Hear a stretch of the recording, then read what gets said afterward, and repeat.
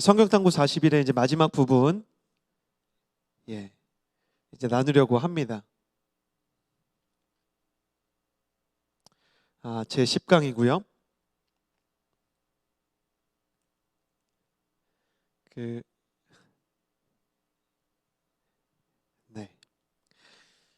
신약의 세 가지 유형이 있습니다.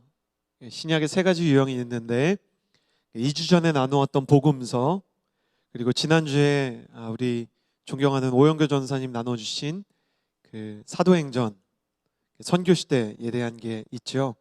위에 탭에 약간 이렇게 성령시대라고 이렇게 기록이 되었는데 죄송하고요. 그 신약의 세 가지 유형입니다.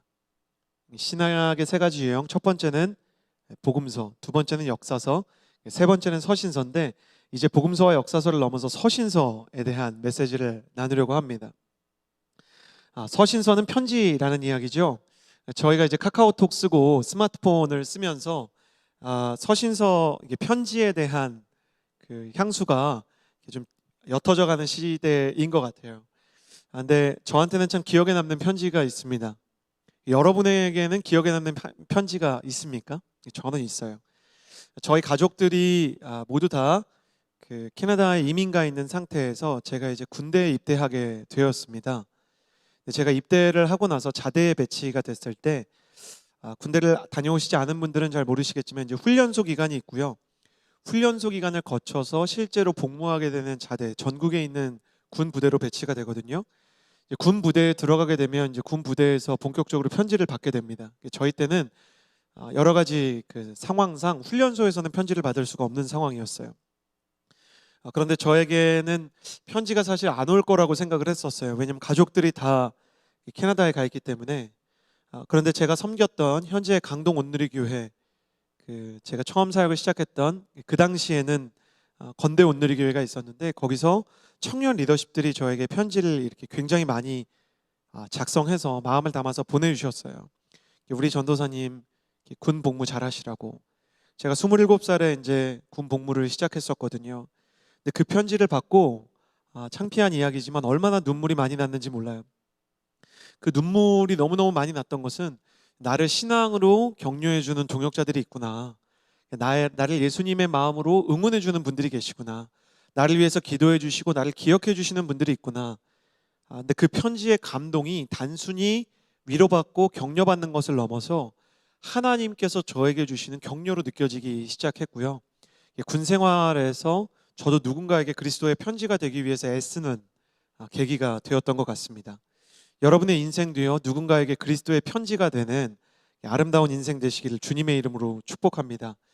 그렇다면 이 서신서라는 것은 성경에서 어떠한 기능과 또 어떤 메시지를 담고 있는가, 줄거리를 통해서요 간단하게 살펴보겠습니다. 서신서의 줄거리인데요, 서신서는 교회와 개인에게 보낸 편지이며, 그러니까 어떤 때는 서신서를 받는 사람들, 독자들이, 수신자들이 교회가 되기도 하고 개인이 되기도 하는 그런 편지이고요.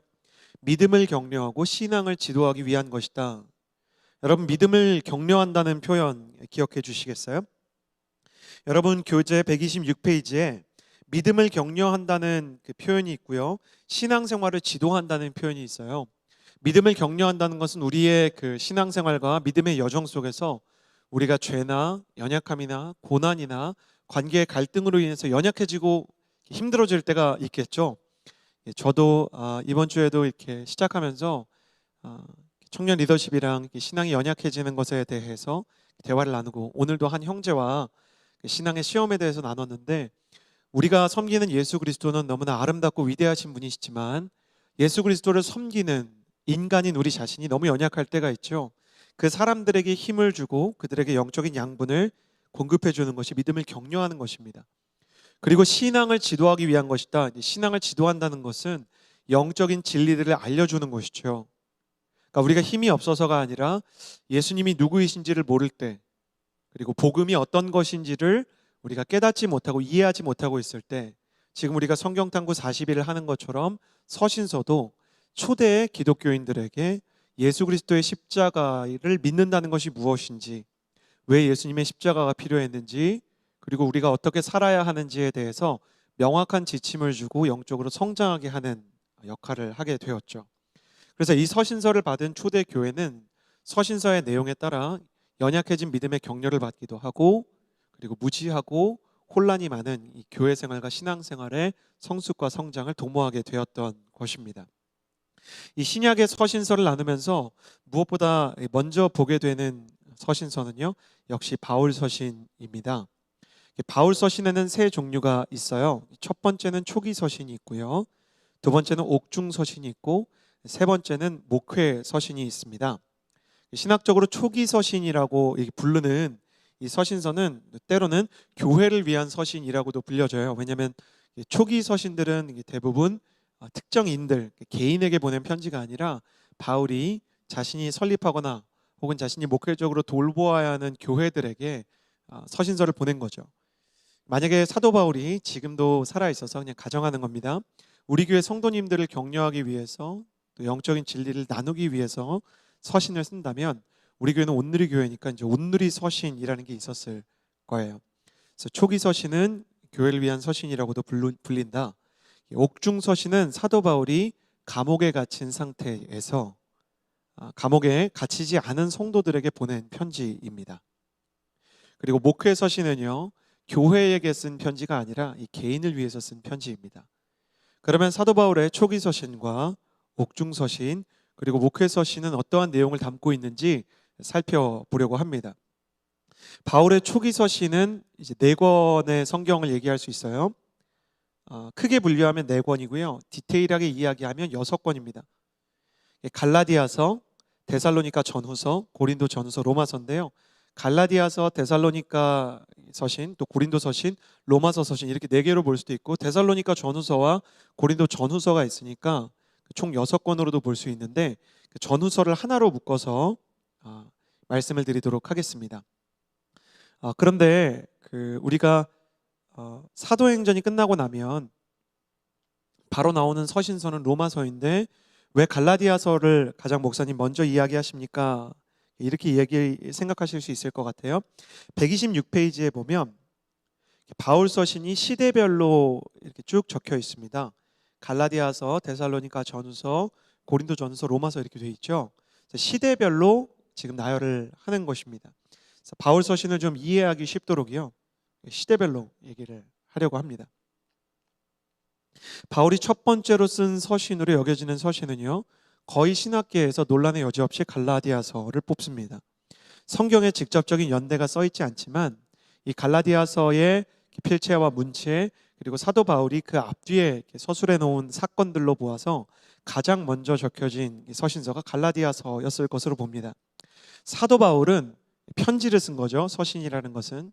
가장 중요한 전제는 바울이 편지를 쓸 때는 이것이 성경이 될 것을 알지 못했습니다. 성경의 대부분의 저자가 자신의 글이 성경이 된다는 것을 깨달았으면 자신이 이제 정말 글을 쓰는 것을 자유롭게, 아무리 성령이 충만해도 진실하게 쓰는데 상당히 많은 부담을 느꼈을 것 같아요. 여러분 그렇지 않습니까? 곧 성경 필사가 시작되거든요. 네, 할렐루야. 저희 공동체가 2주 만에 50명 넘는 분이 성경 필사에 지원하셨어요. 아마도 한 60인 이상이 성경 필사에 지원할 것이라고 생각이 됩니다. 저는 가능하다면 한 70명 정도가 같이 하면 너무 좋겠다 이렇게 생각을 하는데, 성경 필사를 하는 것도 우리가 쓰다가 오타가 나거나 이 글씨를 너무 못 쓰면 마음 한켠이 걸리는 마음이 있잖아요. 안 그러본 분들도 계시겠지만 왠지 이렇게 마음이 걸리는 마음이 있잖아요. 하나님 말씀인데. 사도 바울이 자신이 성경을 쓴다는 것을 알았으면 너무 부담스러워서 쓰기 어려웠을 것이에요. 그렇지만 그는 편지를 쓴다고 생각했고 더 진실하게 쓰면서도 편지를 쓰는 사람이었기 때문에 수신자인 편지를 받는 사람들의 상황을 고려해서 그 문제에 집중해서 편지를 쓰게 됐습니다. 그렇기 때문에 갈라디아서를 우리가 온전히 이해하기 위해서는 갈라디아 교회의 상황과, 공간적으로는 갈라디아 교회, 그리고 시간적으로는 초기 사도 바울의 선교의 여정을 좀 생각해야 돼요. 초기 선교의 여정 속에서는요, 기독교와 유대교의 경계가 약간 불분명했습니다. 예수 그리스도를 주로 믿지만 대부분의 예수님을 주로 믿는 사람들은 유대인이 주류였고, 따라서 그들은 유대교에서 우리가 유대교인인 상태로 예수 그리스도라는 업데이트를 받는다는 느낌이 좀 있었어요. 그러니까 구약의 것들을 그대로, 유대교의 것들을 그대로 계승하지만 예수님의 복음이 여기에 얹혀진 것이고, 우리의 구조는 예수 그리스도이지만 유대교의 전통도 다 지켜야 한다는 생각이 강했습니다. 그래서 초대 기독교회의 가장 큰 도전과 걸림돌은 율법이라는 주제였어요. 그러니까 구약이 규정하고 있는 이 율법을 우리가 다 지킬 것인가? 가령 구약의 율법에 따르면 돼지고기를 먹으면 안 되고요. 그리고 비늘 없는 어류를 먹으면 안 되니까 이제 오징어 같은 거 먹으면 안 돼요. 쭈꾸미 같은 거 먹으면 안 됩니다. 죄송합니다. 갑자기 쭈꾸미 하는데 왜 그런지 모르겠는데 조금 이상하게 괜히 웃음이 나와서 죄송합니다. 뭐가 잘못된 게 아닌데 죄송합니다. 발음이 좀 웃겼던 것 같아요. 너무 죄송합니다. 죄송합니다.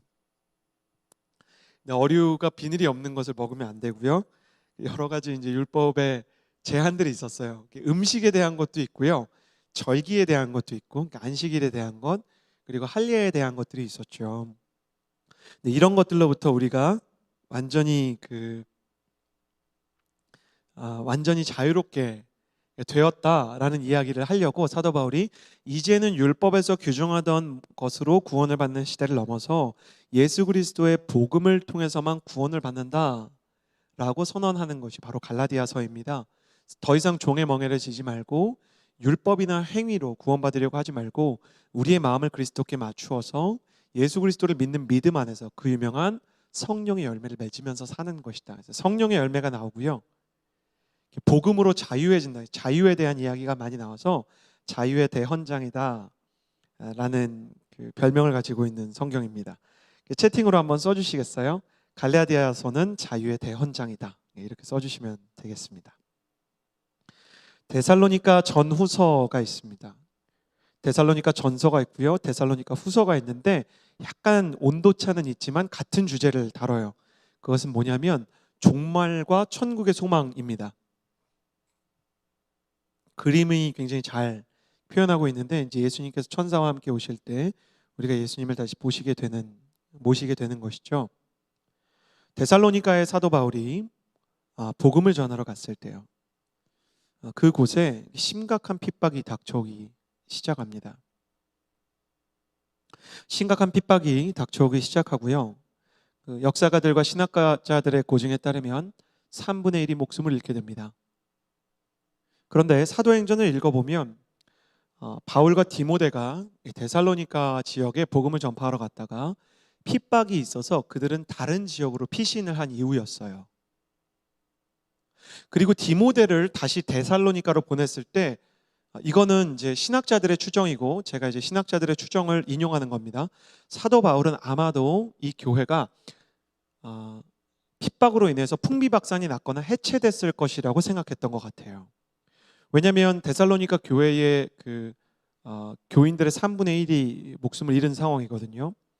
CH 플러스 예배에서 지난주에 예배드린 분들이 한 150분 정도 되십니다, 현장에서. 근데 그 성도들 중에 50명이 여러분 CH 플러스에서만 순교했다고 한번 생각해 보십시오. 온누리 교회에 한 6만여 명의 성도가 이렇게 계속 시기에 따라서 차이가 있지만 6만여 명의 성도님이 계신 걸로 저희가 알고 있는데, 2만여 명이 만약에 순교했다 그러면 그 교회의 슬픔을 이루 말할 수 있을까요? 그러니까 사도 바울이 그 마음속에서 두 가지를 느껴요. 너무너무 힘들겠다, 교회가 어떻게 됐을까라는 마음과, 사도 바울과 디모데는 초기 박해 때 다른 지역으로 이동을 한 상태였기 때문에 자신들이 마치 도망친 것 같은 약간 부채감 같은 것을 느끼는 상황이었어요. 그런데 디모데가 데살로니가 교회에 갔다가 다시 사도 바울에게 왔을 때 그는 놀라운 소식을 듣게 됩니다. 데살로니가 교회가요, 오히려 그들의 믿음이 견고하고 굳세어져서 교회에서 함께 예배드리고 있고 그들이 예수 그리스도를 부인하지 않고 이 교회를 지키고 있다는 소식을 듣게 되는 것이에요. 그래서 이 사도 바울이 데살로니가 전서를 쓰는데 도저히 그들을 어떤 말로도 위로할 수가 없는 겁니다. 인간적인 위로가 한계가 있을 때가 있어요. 여러분, 가령 우리 주변에서 쉽게 경험할 수 없는 일들이긴 하지만 실제로 일어나는 일들 중에 예수님을 믿었지만 병으로 배우자를 떠나보내는 분들이 계세요.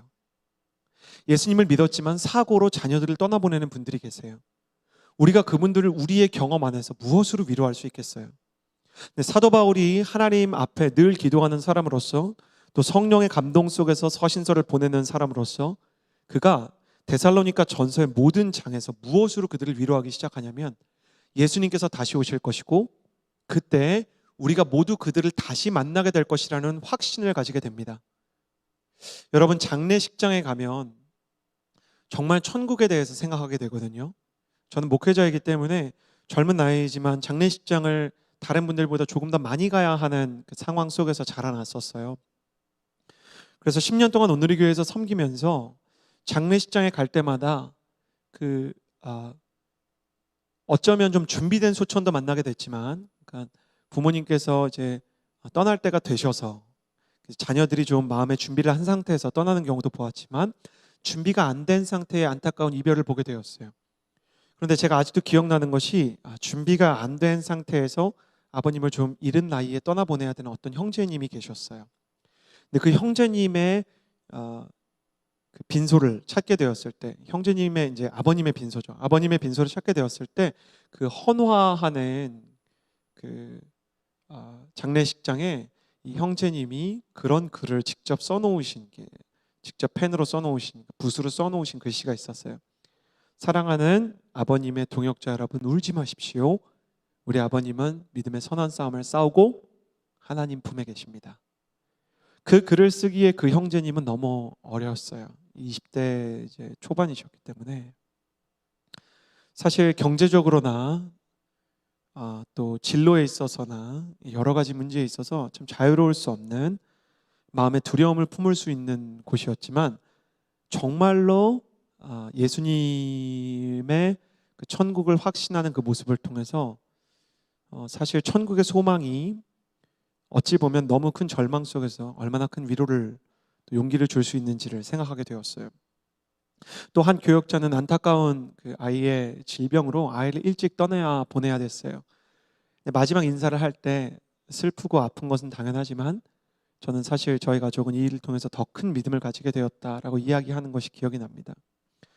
그러면서 뭐라고 했냐면, 저의 아이는 이제 정말 참 부모님이신 하나님의 품 안에 있음을 믿는다고 얘기했어요. 우리가 그런 믿음을 강요할 수는 없지만 진정한 천국 소망 속에서 참된 위로를 얻을 수 있다는 것이 성경의 가르침입니다. 지금 이 이야기를 들으면서도 어떻게 저게 가능할까 생각할 수 있지만, 천국의 소망이 실제로 데살로니가의 3분의 1의 교인을 잃었던 성도들에게 위로와 능력이 되었음을 기억할 수 있습니다. 이것이 바로 데살로니가 전서의 내용이고요. 그러나 데살로니가 후서에서는 사도 바울의 전폭적인 지지와 위로와 좀 다른 내용이 이렇게 선포되게 됩니다. 이유는 사도 바울의 서신을 받고 오해한 나머지 성도들이 일도 하지 않고 직업도 포기하고 예수님의 구원만 기다리는 약간 종말론적인 사이비 집단 같은, 사이비는 아니었지만 사이비 집단의 어떤 부분들의 행동을 보인 거죠. 예수님의 재림만 기다리는 거예요. 그런데 그 모습을 보면서 사도 바울이 이런 말을 했죠. 너희가 일하기 싫거든 먹지도 말아라. 예수님께서 다시 오실 때까지 우리에게 맡겨진 삶의 자리에 충성하고, 일해야 하는 사람 일하고, 공부해야 되는 사람 공부하고, 내게 맡겨진 일을 오늘까지 최선을 다하다가 내일 주님을 만난 것이 맞다. 이런 내용이 담겨 있는 것이 데살로니가 후서예요. 천국의 소망은 좋은 것이지만 그것 때문에 지금의 이단 단체처럼 가족도 포기하고 삶도 포기하고 기도원에만 들어가서 종교적인 활동만 하는 건 옳지 않다. 천국의 소망과 재림을 기다리는 성도의 자세를 보여주는 것이 데살로니가 전후서입니다. 이 고린도 전후서는 어떤 것이냐면, 여기 지금 흑백 사진으로 되어 있는 것 여러분 잘 안 보이실 수 있는데, 전체 화면으로 보면 이게 지금 그 로마 시대의 아테네식 학당입니다. 근데 아테네식 학당 주변에는 항상 뭐가 있냐면 사창가가 있었어요. 당시 로마 시대에는요, 지성의 상아탑이라고 얘기하는 대학 근처에 유흥가와 그리고 성매매 업소들이 있었습니다. 여러분 지금은 어떻다고 생각하십니까? 제가 특정 학교를 비하하는 건 절대 아닙니다. 근데 한번 생각해 보세요. 신촌, 홍대, 건대 앞 뭐가 있나요? 수많은 술집들이 있죠. 수많은 유흥가가 있죠. 그리고 많은 숙박업체들이 있습니다. 그래서 그때도 지성을 추구하는 사람들 앞에 수많은 유흥업소와 그리고 수많은 타락이 있었습니다. 제가 이 이야기를 드리는 이유는 고린도라는 도시가 이제 에베소와 같은 도시처럼 이제 메이저 도시였어요. 사도 바울은 농촌 선교나 이렇게 혹은 오지 선교를 하는 분이 아니시고 도시 선교를 해서 그 도시를 통해서 다른 지역들을 선교하게 하는 거점을 만드는 이제 선교를 하는 분이셨습니다. 근데 이 사도 바울이 고린도에 갔을 때 그들이 말씀에 대한 이해도 빠르고 또 은사도 빨리빨리 습득했지만 그들의 삶 가운데 결여된 게 있었는데 바로 거룩이었어요. 거룩. 그래서 성적인 문란함이 있었고 서로를 중요하지 않은 일로 고소하고 서로를 미워하고 온갖 도덕적인 문란함들이 판치고 있었습니다. 그래서 이 고린도 교회에게 사도 바울은 믿는 자가 이 거룩함을 왜 소중히 여겨야 하고 이 거룩함을 위해서 우리가 갖추어야 하는 기본적인 하나님을 향한 태도를 이야기하는데 그것이 고린도전서 13장에 나오는 사랑입니다. 하나님을 향한 사랑과 그리고 사람을 향한 사랑이 어떻게 이루어져야 하는가, 어떻게 사랑이 거룩의 단서가 될 수 있는가. 고린도전서 13장을 우리가 기억해 보면 정말 거룩에 대한 내용이랑 다르지 않아요. 사랑은 오래 참고, 사랑은 온유하며, 사랑은 시기하지 않으며, 사랑은 자랑하지 않는다 얘기하죠. 거의 거룩으로 바꿔도 다르지 않아요.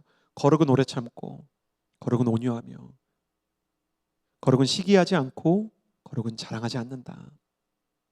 그러니까 하나님을 사랑하는 마음과 사람을 사랑하는 마음이 있으면 하나님이 원하는 삶에 변화가 있고 그것이 우리의 부르심이다를 얘기하는 것이죠. 자, 앞에서부터 사도 바울의 지금 시대적으로 서신서를 보잖아요. 그럼 이게 참 순서가 기가 막힙니다. 보십시오. 갈라디아서에서 율법의 요구에서 벗어나서 자유와 복음을 통해서 구원을 얻는다는 얘기를 했다면 그 구원받은 성도가 기다리고 힘을 얻는 것은 천국의 소망이겠죠. 이어지는 것이죠. 복음을 통해서 우리가 천국을 생각하게 되듯이 순서가 맞잖아요. 근데 그 천국을 기다리는 사람이 일하기 싫으면 먹지도 말라는 데살로니가 후서의 내용을 얘기한 뒤에는 사는 동안 거룩하라는 말을 하는 거예요. 그러니까 사도 바울은 몰랐지만 마치 성도의 일생에서 주어지는 질서와 같이 신앙의 여정에서 우리가 걷게 되는 도전과 성장의 과제처럼 이 하나님의 말씀과 서신이 사도 바울도 모르게 너무 체계적으로 적히고 있다. 저는 이 시대상으로 사도 바울의 이 서신서들을 나열할 때 하나님의 질서에 놀라게 됩니다. 여러분, 주님께서 빛을 창조하시고요. 우리가 양자역학이나 상대성 이론을 생각할 때 빛이 있고 시간이 있고 중력이 있고 이런 것들이 다 창조가 같이 되는 거잖아요. 빛이 있은 이후에 주님께서 지구를 만드시고 풀을 만드시고 사람을 만드셨죠. 천지창조 안에 질서가 있는 것처럼 한 사람이 하나님 앞에서 변화되는 과정도 복음과 천국에 대한 구원의 확신과 그 이후에 거룩으로 나아가지 않습니까? 그리고 그 이후에 적힌 로마서가 우리 모두가 아는 것처럼 갈라디아서에서 축약해서 말했던 자유와 복음의 핵심을 더 명확하게 구약과 신약의 관계를 다루면서 믿음으로 어떻게 사람이 의롭게 되는지, 왜 우리에게 예수 그리스도가 필요했는지, 예수님을 믿는 이에게 주님께서 주시는 선물은 무엇인지, 그 선물은 성령이라고 얘기하면서 그 성령께서 우리에게 주시는 것이 무엇인지, 성령을 받은 자는 어떻게 살아야 되는지를 매우 논리적이고 질서 정연하게 로마서를 통해서 복음의 기준을 세우는 것입니다. 여러분, 채팅창을 통해서 이렇게 한 번 더 고백해 주시겠어요? 우리가 믿는 하나님은 질서의 하나님이시다. 적어주시겠어요? 우리가 믿는 하나님은 질서의 하나님이시다. 할렐루야. 하나님께서 질서를 통해서 세상을 창조하시고 질서를 통해서 서신을 적어주신 것처럼 우리의 인생도 혼돈과 공허와 알 수 없는 당황과 그리고 변수의 연속인 것 같지만 주님의 손 안에서 차근차근 주님의 계획 안에 인도되고 있음을 믿습니다. 할렐루야. 저는 여러분이 이것을 믿을 수 있게 됐으면 좋겠어요. 바울의 옥중서신을 살펴보겠습니다. 옥중서신은 삶의 변화를 중심으로 합니다. 바울의 초기 서신은 신학적인 진리를 다루는 거거든요. 영적인 질서에 의해서 성도가 어떤 길을 걷게 되는지, 신학적으로 우리에게 주신 십자가가 어떤 의미가 있는지를 정리하는, 그래서 논리적인, 신학적인 그리고 영적 세계의 원리를 다룬다면 바울의 옥중서신은 삶의 변화를 중심으로 다룹니다. 이미 바울이 이야기하는 복음이라는 갈라디아서와 로마서의 내용, 그리고 데살로니가 전후서의 천국의 소망의 내용은 초대교회에 편만하게 펴지기 시작했고, 고린도 전후서의 사랑과 우리가 맺어야 하는 그 하나님 앞에서의 열매들이 이미 초대교회에 많이 교육이 된 시기에 사도 바울이 이제 감옥에 갇히게 됩니다. 감옥에 갇힌 이후에 보니까 무엇이 중요하게 됐냐면 이미 구원받은 우리에게도 이런 것들이 중요하게 되죠. 시험이 찾아오고 고난이 찾아오고 도전이 찾아올 때 우리가 어떻게 살아야 하는지, 우리가 어떻게 신앙을 지켜야 하는지, 어떻게 주님이 원하시는 모습으로 변화될 수 있는지에 대해서 고민하게 되는 시즌이 초대교회에 공통적으로 찾아왔습니다. 그래서 이 옥중서신은 주로 삶의 변화를 중심으로 다룹니다. 골로새서는 위와 아래의 싸움입니다. 예수님께서 축복하시는 정말 주님이 원하시는 하늘의 의에 초점을 맞춘 사람이 될 것이냐, 아니면 세상 영광, 세상 자랑, 세상 물질, 세상의 인정을 영원한 것으로 아는 세상에, 땅에 속한 사람이 될 것이냐. 골로새서는 끊임없이 위에 있는 것을 추구해라. 수많은 이단이 애매하게 아래에 있는 쾌락과 아래에 있는 영광과 그리고 눈에 보이는 율법들로 너를 얽어매려고 하겠지만 끊임없이 우리의 주인 되시는 예수님 바라보면서 예수님 안에서 우리의 자신의 인생과 가정을 거기에 초점을 맞추고, 마치 그 피콜로의 피콜로가 아니라 오보에에 의해서 절대음을 맞춘 오케스트라가 공통된 현을 맞춘 이후에 그 연주를 하게 되듯이 주님께 튜닝이 된 이후에 연주되는 인생을 살아야 된다. 이것이 골로새서입니다. 골로새서는 하늘에 속한 사람이 되라 라는 그 서신이죠.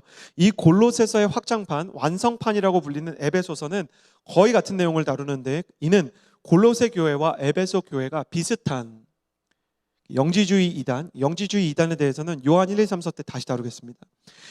영지주의 이단에 의해서 이 쾌락주의와 이 금욕주의에 눈에 보이는 것들과 세상 영광, 세상 쾌락에 시험을 받고 있었기 때문에 비슷한 내용을 다루게 됐습니다. 너희는 하늘에 속한 사람이니까 하늘에 속한 사람답게 살아야 된다.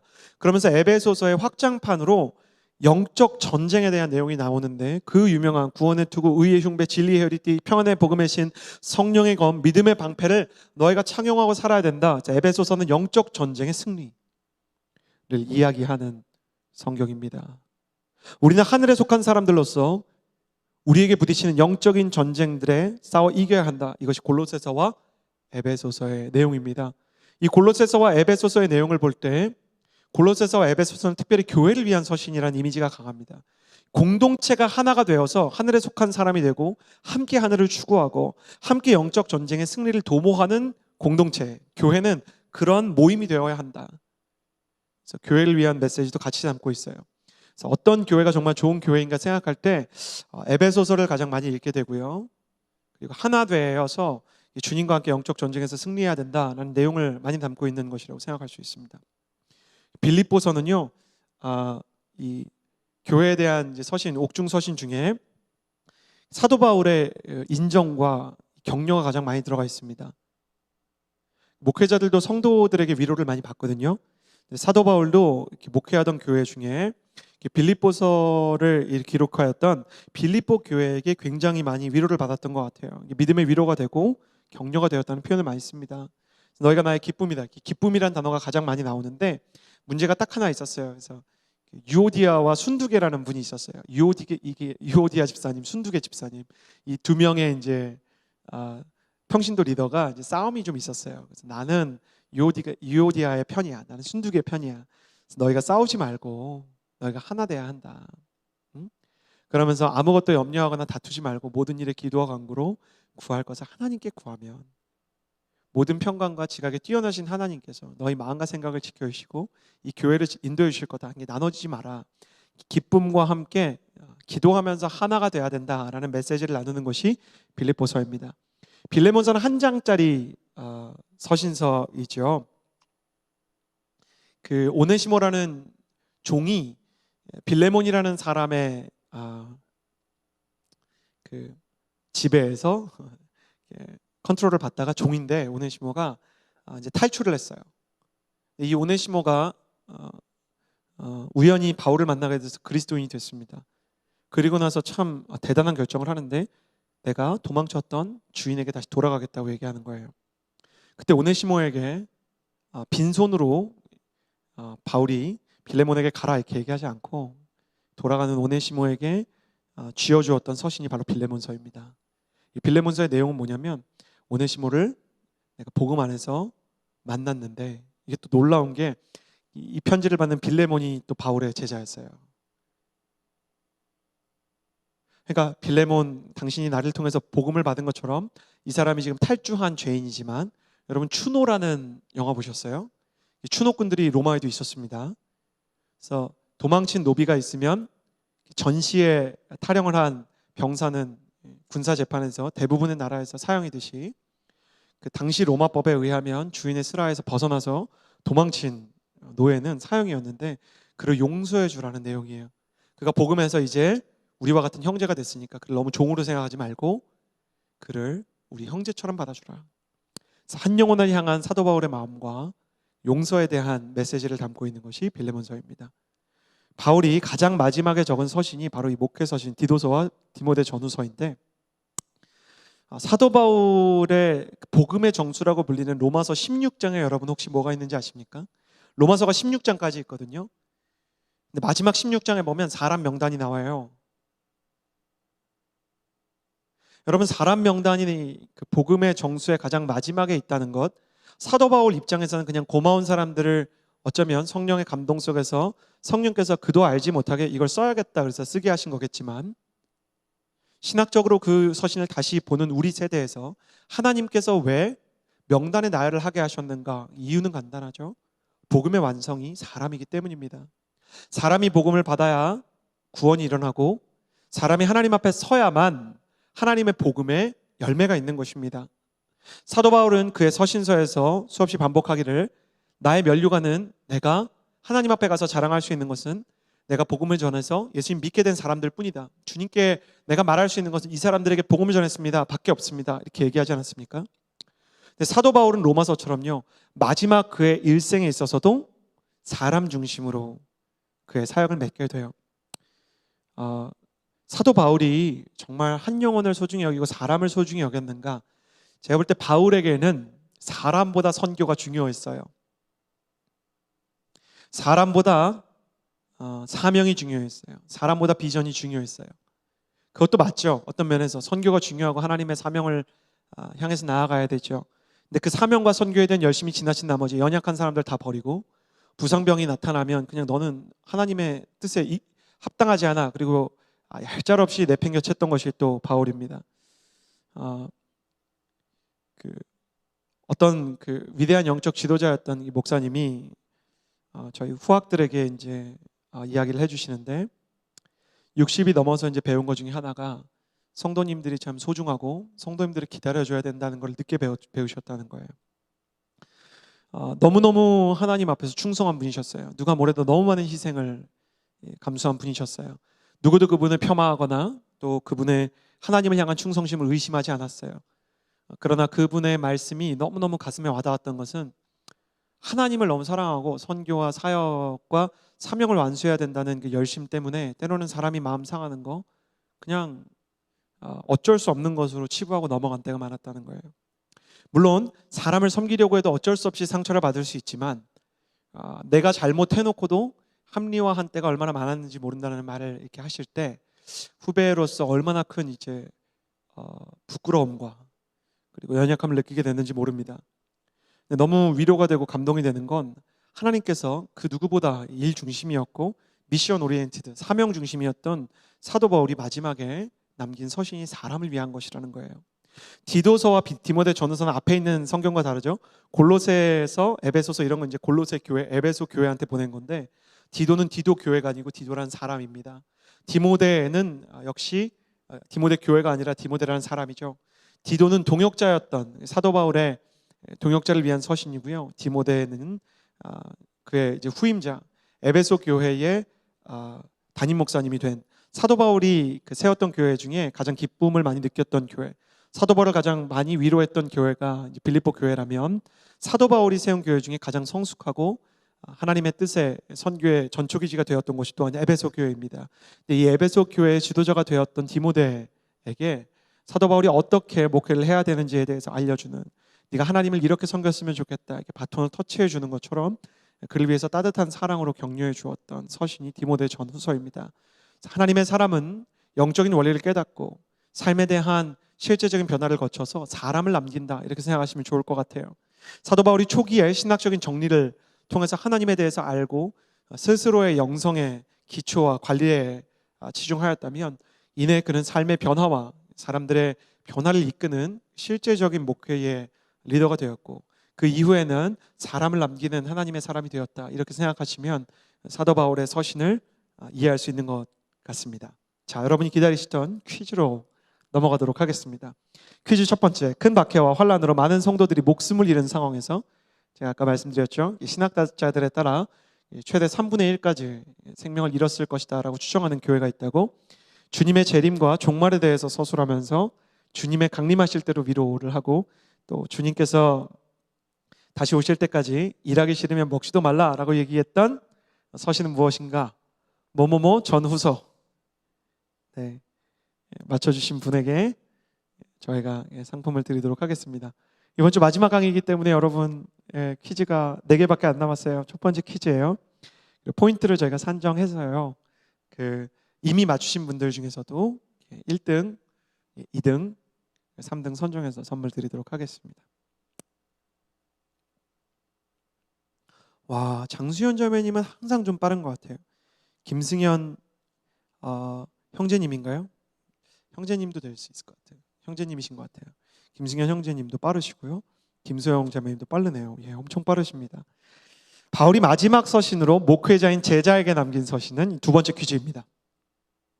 갑자기 너무 긴급 깜짝 퀴즈를 냈죠. 바울이 사람 중심으로 남긴 서신이 2개 있다 그랬는데, 동역자를 위해서 쓴 디도서가 있었고, 목회자인 제자에게 남긴 서신의 이름은 무엇일까요?